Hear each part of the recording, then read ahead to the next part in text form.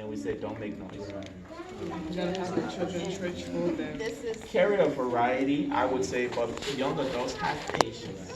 It's a virtue. yes. It can come, it can pay off in the long run tremendously. Patience. That's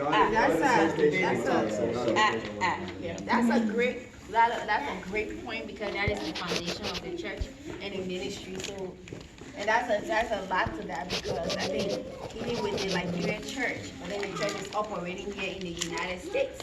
So also you're having people coming that have the mindset of the United States, and now we're not in like Europe. So that's where we define that, you know. And it's not about having the things that are Americanized, but can we operate with them? You know, because if you have things, you got to have people there.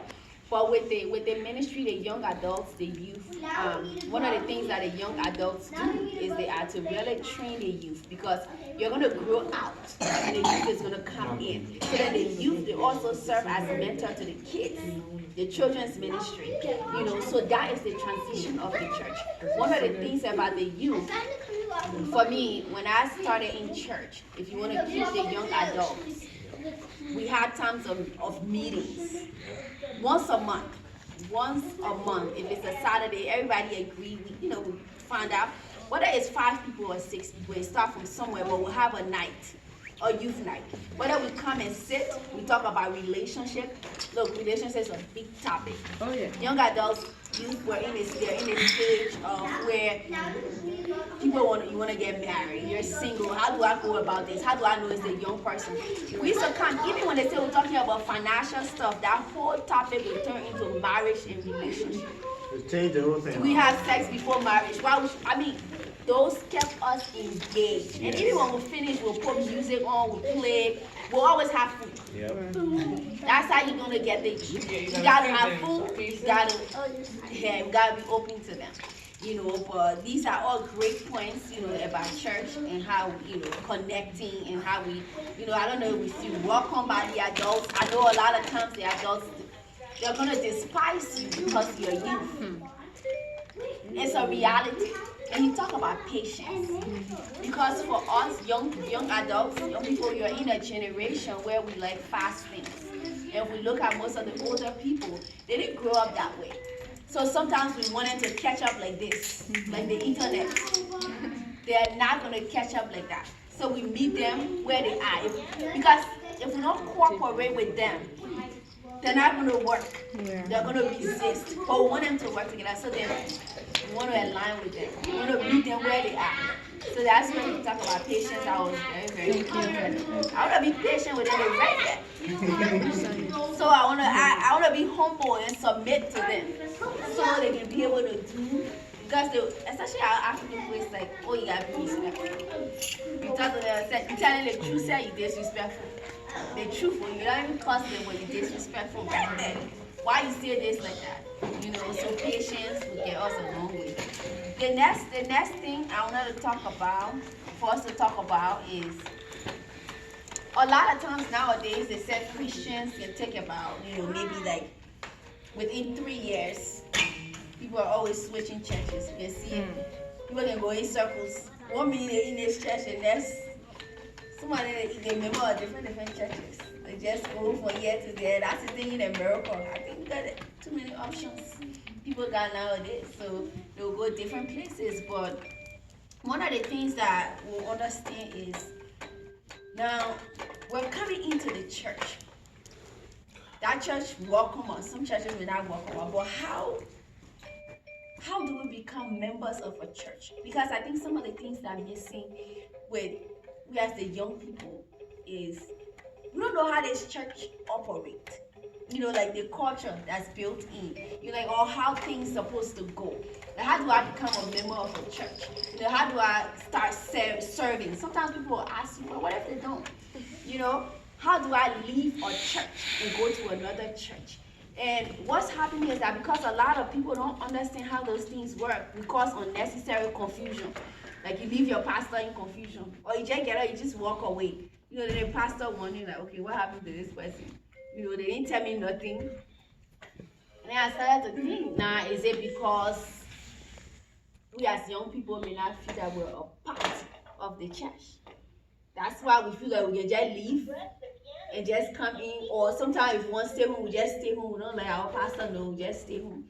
So we feel like maybe we're not connected. So the first thing I just want to lay on the table is, how do we become a part of the church? And one of the things I had is that the first thing that we know is that you're already a part of a church.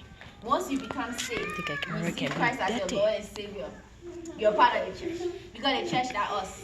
We that know Jesus, we the church. It is not this building. When we come to this building, we just connect somewhere where we can serve and where we can do God work. We can join a physical church. One of the things I do, honestly, joining a church is, if I see a church, I go there, I visit. You let God to lead you. If your heart take that church, or God speak to you in a dream, maybe God will speak to you. For me, one of the things I want to say, if you can't, a pastor just tell you say that your church here, please pray to God about it. Yeah, because I know some pastors now in that they just be like, you, at your church here. Sometimes these things are mind games. It's like you want me to be a part of your congregation, but God already speak to you. So we can pay attention to that. That's one of the things. And when you become a part of a church, because the first thing overall, you're already accepted because Jesus accepts you in the church, right? So then me as a young person, I want to make myself know because I'm part of the church. Like I'm a part. I belong here. You understand? So a lot of times now I feel like I don't belong here, or I don't feel I'm needed here. But the truth of the matter is, we belong here and we are needed here because Jesus needs us here. That's priority. So if I want to be part of a church, then I have to meet with that pastor. I have to meet with the pastor. I want to ask the pastor question. You want to know, like, okay, what's your vision for the church? What's your mission? Because if I know those things, then I can operate under it. But if I don't know it, I'm just in the church, so then I'm going to get confused. I get frustrated with things. Because sometimes we don't connect with the vision of the church. So then we're trying to operate on our own vision or vision from another church or our own way. But the pastor got a vision, so that vision is directing how things are done in the church. So that's one of the things.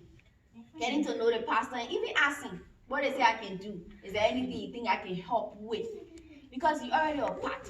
So what is it that I can do here? So that's one of the things. And then one of the things I want to talk about too is how I leave a church. That is a big one. How do I leave a church? People can hurt people and people leave the church. Sometimes the hurt could be a way you have to leave the church. It may sound funny. Can I They say hurt. something? Yeah, go ahead. Yeah. One of the reasons why people leave churches is not about being youth or young adult. Right. One of the key things is that I do know is partiality. Partiality. If I would use the word. I can. Because other people leave that church to go to a different church. Yes. They want to be acceptable. They want to feel God into that church. Yes. But if you enter the church, there are cliques in the church. There are a lot of cliques in the church. Favoritism. Yeah. If you are not part of that clique, anything he says, nonsense. Let me just say that. Yeah. Anything he says, some of them just say doing different things, laughing, and what is he saying or what she's saying, what she have come in the church to prove. Is she the only person know God? They will get all kinds of things. So once they are not part of you and you're not part of them, forget it. I think that's one of the key things that people go away from churches. Because I enter the church and people are in different cliques. Yep. If I say something, it means nothing to them because I'm not part of them. Yeah, it happened in all churches. Yeah, happened in all churches. That's a good point. Thank you. That's why. Yeah, go ahead.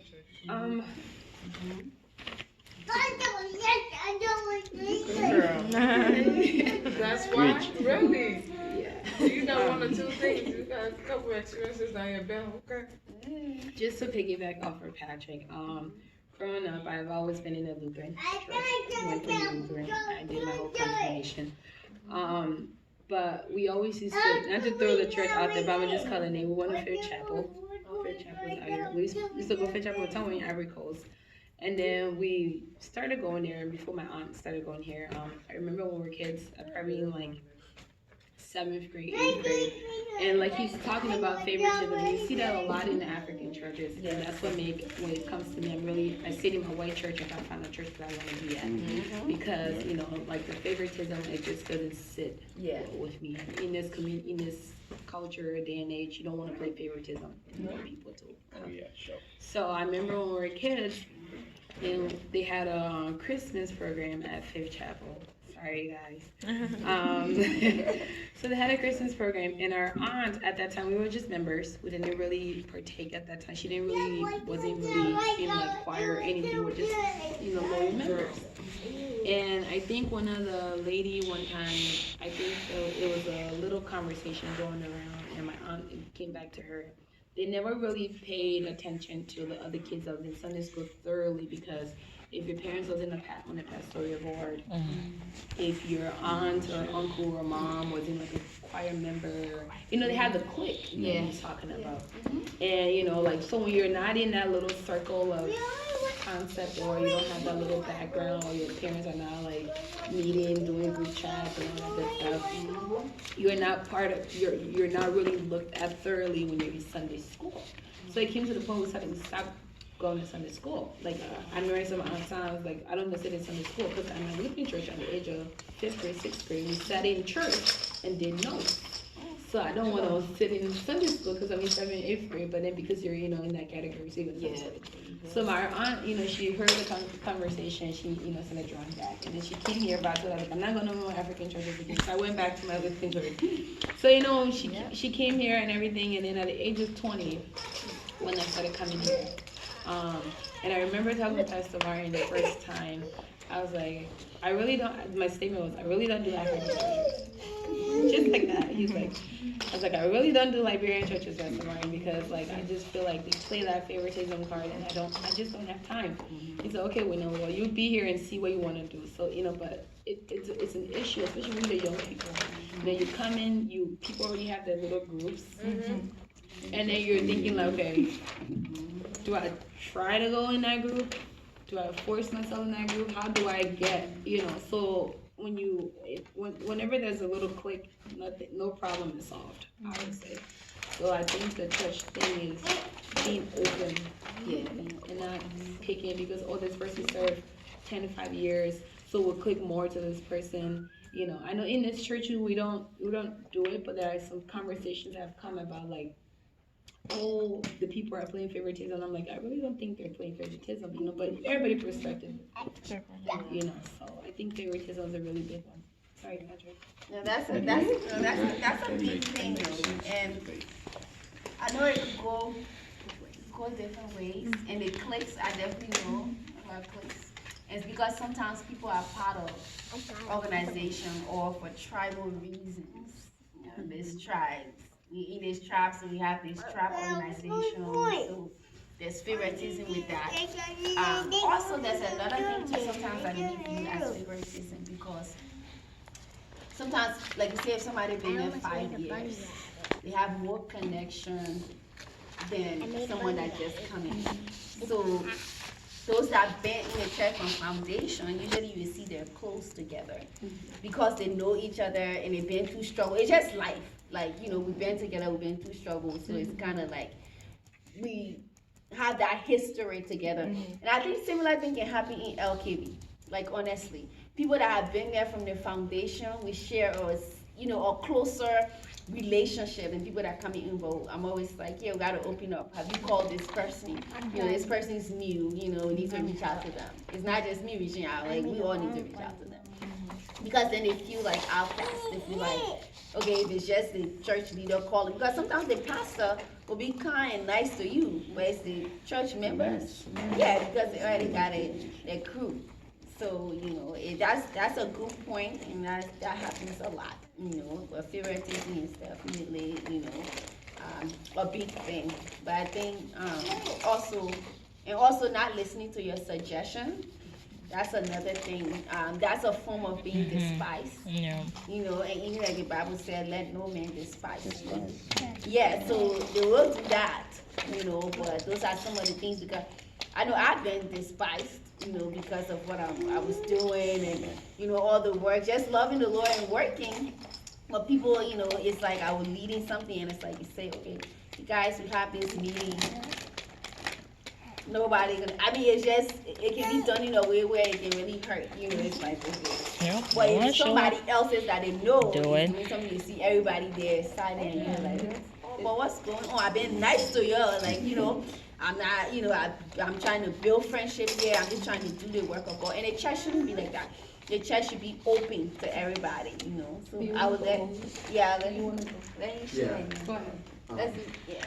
Just wanted to add as well, you know, the church, there should be no favoritism in the church. Right. Because the Bible talks about have the favoritism, you know. And so I think when you, as a believer, when you see that happening in the church, instead of just taking up and leaving and going, you need to, you know, find time to, you know, making a point with the head of the church, the leader, and say, hey, this is what I've been noticing, you know, and then see if he can address that problem, you know, because if we just jump out and leave, you're gonna go to another church, it's gonna be the same thing. You know, so we just have to be mindful, you know, and then, yeah, like you don't want to just jump from church to church, so you try to just make sure, you know, you get to understand, like you even meet up with that person that you think is doing favoritism, be like, hey, this is not cool, you know. I want to be a part of this ministry, I want to take part, I don't want you to be, I want you to leave me out, you know, what can I do to help? And again, like if it just like when we're leaving a job, they always tell us to give our 2 weeks notice. You know, churches, if we feel like, you know, you don't want to be a part of the church any longer, if it's just best to just let the head know, you know, that way you can always be welcome back, you know, but somebody you just take up and then come back, you know, you like they're gonna be like, this person is not stable, they just like church hopper, you know. So that's just wanted to add to that as well. But it shouldn't be. It is if reality is happening, but we just have to be mindful and just talk about it, you know. Just to chime in, piggyback off you again. With the whole leaving the church, like your point that you made about like letting the head know, it's very valid, because I think sometimes what I've seen is that when people are ready to leave a church, for one, they want to leave with like a bang, or they want to take like a little group with them. Yeah. And secondly, when the situation happens in churches, and sometimes, you know, we as Africans or individuals have this mindset of how things should be handled. The way we will handle it is not how the pastoral will handle it, and that's the issue we face. I think I really commend my father, Pastor Martin, the way he handles things. He always told me, so when I don't move unless God speaks. You know, I didn't understand how not only, every time I was like, Daddy, there's this thing, he said, when I will talk to you. And then he would take like 2-3 days. I'm like, oh my God, come on, call me. But then he waits for the, you know, God to speak before he tells you. And I think every time a situation happened and he takes his time to address it, and then I guess for that individual, and they're thinking, oh, it took too long, so I don't have time to wait, you know. I'm speaking of experience, like that's my own aunt and I love her, but it happened, you know, she know her niece, keep it 100. And the situation happened, and I guess she was waiting for him to solve the issue. He was in Liberia, he couldn't solve it, he got back. But by the time he got back, the decision had been made. And to this day, I was like, you know, he processed it. The way you will handle and solve that issue is not how he goes. And that's the problem we face in churches. You know, when something happened in the church, we're expecting the pastor and leaders to take a stance at the minute. You gotta give it time for them to process and weigh out the options. But some people don't want to be patient, like he's spoken on. They want that decision ASAP, and if that decision doesn't come ASAP or in the content that they want it to be presented, then there's no purpose for them to serve in that church anymore. So that, you know, that's an issue. That's not an issue, that's like a struggle that's going ongoing, and it's kind of sad. That's true. And then I'll come to you. Let me just move forward a little bit. Good points. Those were great points. We want to be signing that while we here. What were we talking? Yeah. So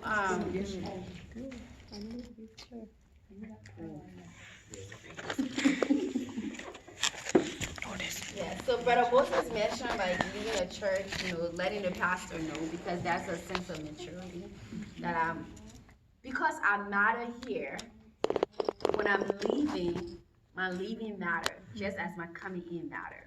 Because I'm important, whether people see it or not. When I'm in a church, I decide to become part of a church, like a physical church, and I come in, I want my coming in to be known, that I'm here, and I'm here to serve. And when I'm going out, I want that to be known, that I'm going out. Some pastor will pray for you, before you go. Even if it's confusion, even if it's something that bothers you, one of the things with church is that you have to handle it with wisdom. Because if you don't handle it with wisdom, then it's like you look bad.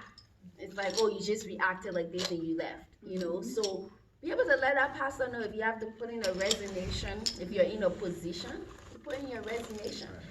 My leaving is not going to be a surprise. It's not going to be a sneak out. No, I'm going to tell you, I've served you.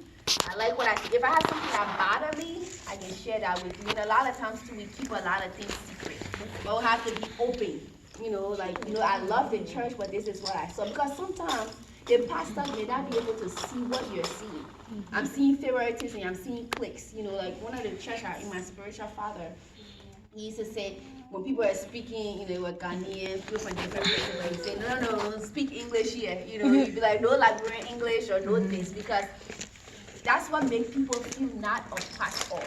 I'm speaking my dialect, or I'm speaking this, or that means you're not a part. So leaving a church, you are important, so your coming in matters, your going out matters. It is important. Accountability to your leaders. When you're part of a church, your accountability matters. If I'm not going to be at church, I'm a part of a church and I matter, I can text my pastor and say, I'm not going to be here this Sunday. Because I matter. Whether my pastor respond or not, I'm doing my due diligence to tell you. When the pastor leaves, the pastor will say, I'm here. Let people know. So what about you? If you know that you matter, and you know that you're important, and you know that you belong here, then those things I have to let them know. I'm not going to be here. I'm not going to be at Bible study, or we got to communicate. We should take this as the church that we come to, that we're working. We should take it as our job, because we are working for God. Just like how we go to work. When you don't tell your boss you're going to be late, or you don't show up to work, guess what? You get fired. But because we feel that we don't get fired, they don't kick us out of the church, so we just do whatever we want to do, and God be watching. Yeah. And then the next thing I want to stress, just 2 points before we close. What does it mean to be, a member of a church? We identify with the church. You belong to the church. I talked about that already. Things that Jesus was doing in the church, that even as young people we can do. Luke 2, verse 41 to 52, just quick.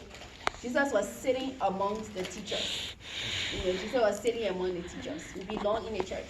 So he said Jesus was sitting, we were not absent. Sometimes as young people, we're absent when there's teaching. We're absent for a lot of the things that are happening. So we're not getting information, we're not learning how the church operates, what the church is about. But it's important to know these things. They said Jesus was listening to them. He was not just teaching them, he was listening to them, he was asking questions. If there's a certain thing that is being done in place that I don't understand, I can ask. And I don't just have to ask the pastor, I can ask people that are in leadership, why are we doing this, And even if they, are aggressive towards you, then you can ask another person or reach it to the pastors. We need to talk about these things, because the things we don't talk about, they create a lot of problem in the church. And that's what the enemy uses to destroy the church and to even take us out of purpose. Because sometimes our being in our church is in purpose. But if we listen to gossip and hidden things, it can throw us out of purpose. And the Bible says as Jesus did that, as Jesus grew in wisdom, in stature, and in favor. So as we ask questions, as we find ourselves in prayer meetings, Sunday schools, Bible study, just these different things, we make time to be there. That's what we're learning. That's what we gain wisdom. Like us sitting here and talking, we're learning from one another. You guys brought up partiality. It wasn't when I was writing this, it's not something that came to my mind. But you said it and I'm like, yeah, that's true. Because I know some things that I experienced in church. The jealousy is bad. Sometimes even your pastor will be jealous of you.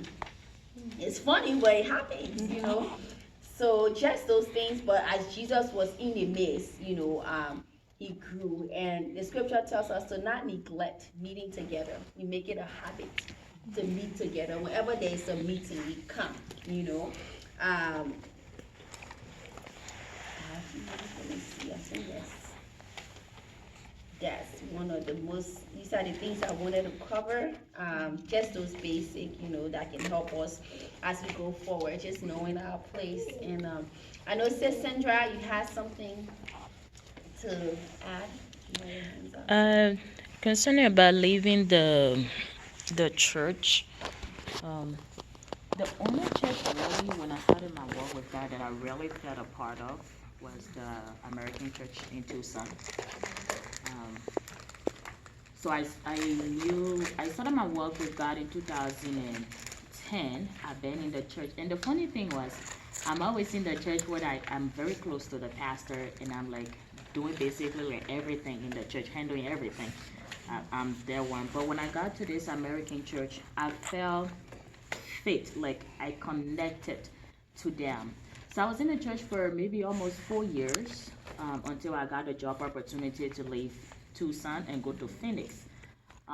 Most people would just kind of, leave and say, well, I'm going for a job. So they will not say nothing to the pastor and just, even the pastor will probably be praying for you for that job and you got the opportunity, you just wake up and you go. But I remember I told, because I was having like the struggle, whether to go or not to go. I know my mom was telling me, no, don't go, because I was thinking about, because I was in the choir in the church and I was helping with the nursery on Wednesday.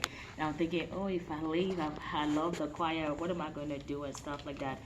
But then I told the pastor, I got this job opportunity and I have to leave. And if I have to leave, that means I can't be part of the church. And he said, no, even though if you leave, you are still a part of us. So I remember one thing that the pastor did, he said that I will not leave you just to go to that. He said, come before the altar. He said, let me bless you before you go. And I remember that prayer that pastor prayed over me. And he laid his right hand on my head. He said that you go to that Arizona, the Lord will open doors where he will bless you. You will not lack.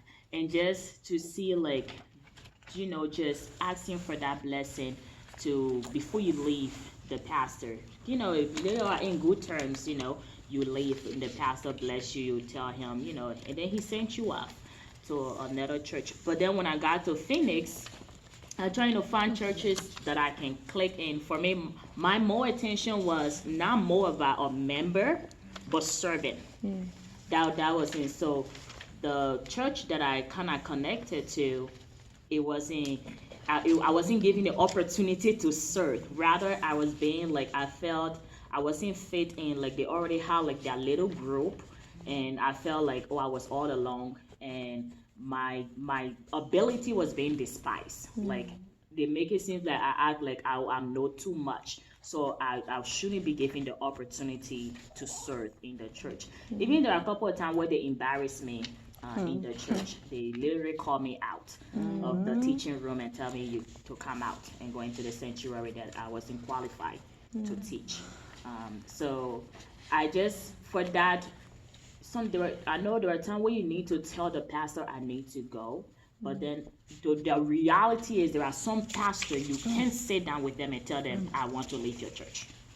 Because, they're not going to, it's not, no matter what you say, you already know it's not going to matter to them. So basically what I did, instead of reaching out to the pastor and telling them I'm leaving the church, I went to God in prayer. And I prayed about it. That, Lord, I just need direction to exit because I'm not serving. I'm just doing something, go to a meeting, come into church. So I just prayed about it, and I just felt that peace in my spirit. And I'm like, you know what, this is it. And I left, and nobody called me since I left. Like, that's what I knew, like, yes, that was not the place. Yeah, I would say still communicate. Because it's a communication thing, it's a human thing physically.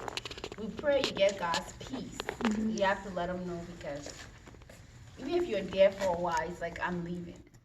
Like, you have to, it's just in courtesy, it's in respect, whatever they do, but it's like, I'm leaving, like, let this be known that I'm no longer here.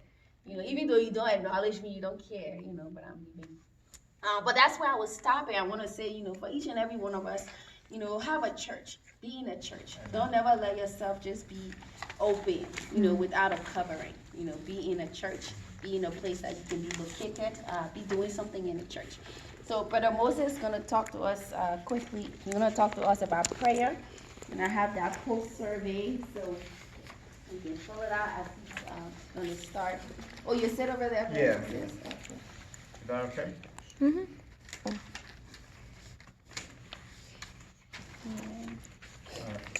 Been talking about here today. So what we're going to be talking about here today is prayer. Prayer. See, the topic of prayer, it is not always easy to talk about. I've not been really taught in the church, and there are a lot of people, or Christians, who call themselves Christian believer, and we don't even know how to pray.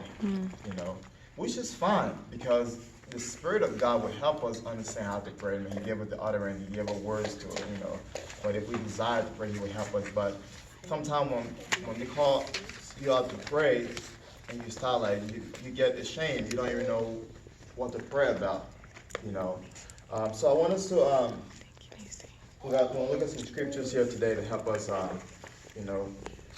understand. But before I go, I want to pose this question and asking us to, what is prayer to you? What is your definition of prayer? It doesn't have to be any wrong or correct answer. I have a couple of definitions that I've learned myself, and I found that it was very, very good. So, what do you understand about prayer? What is your definition